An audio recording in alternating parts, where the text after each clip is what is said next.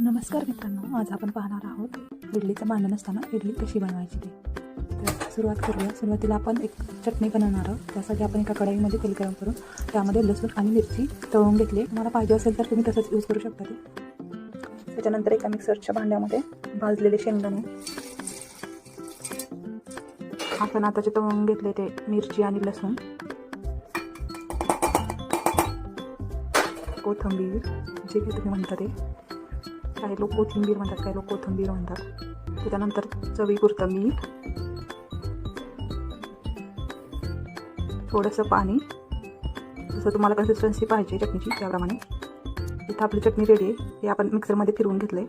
आता एका कढईमध्ये आपण ह्या चटणीला एक तडका देऊया, म्हणजे फोडणी देऊया मराठीमध्ये आपण म्हणतात. इथं मी जिऱ्याची फोडणी दिली फक्त. तुम्हाला हवं तर तुम्ही मोहरी आणि कढीपत्त्याची पण देऊ शकता, तुम्ही देऊ शकता. इथं आपली चटणी रेडी आहे. आता आपण पुढची तयारी करूया. एक कढई घ्या आणि घ्या.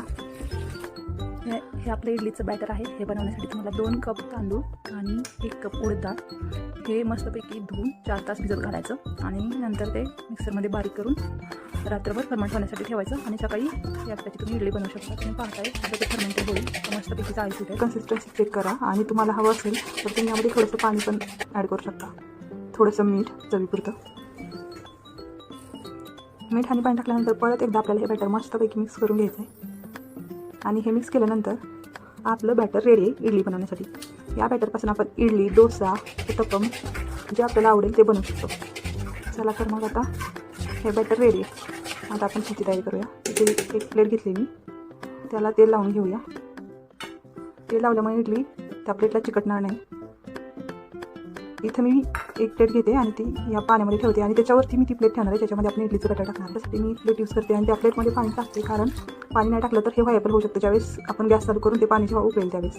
इथं आपलं पाणी पण मस्तपैकी गरम झालं आहे आणि या ग्रीस केलेल्या प्लेटमध्ये आपण हे आपलं इडलीचं बॅटर टाकून घेऊया. आता ही प्लेट आपण 15 ते 20 मिनिटांसाठी या कढईमध्ये मस्त एका परातीने झाकून ठेवणार आहोत. त्याच्यावरती मी एक बोट ठेवलं आहे, हवा बाहेर जाऊ नये, वाफ बाहेर जाऊ नये म्हणून. आता माझे 15 मिनिटं झालेले आहेत. आता मी हे उघडून बघते. उघडताना काळजी घ्या, कारण याच्यातून वाफ बाहेर पडते आणि वाफ पोळू शकते तुम्हाला. इडली शिजली आहे का नाही यासाठी आपण एका चाकूच्या वापराने हे चेक करणार आहोत. चाकू यामध्ये असा हे करायचा, बुडवायचा. चाकू जर स्वच्छ बाहेर आला तर इडली मस्त शिजली असं समजायचं. आपली इडली शिजली. 8 भाग करून त्याचे आपण ढोकळा जसं बनवतो त्या टाईपमध्ये त्याचे तुकडे करणार आहे.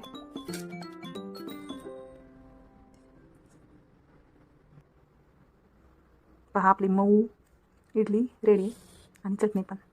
तुम्हाला ही रेसिपी कशी वाटली ते नक्की सांगा आणि तुम्ही कशा पद्धतीने इडली बनवता तेही सांगा.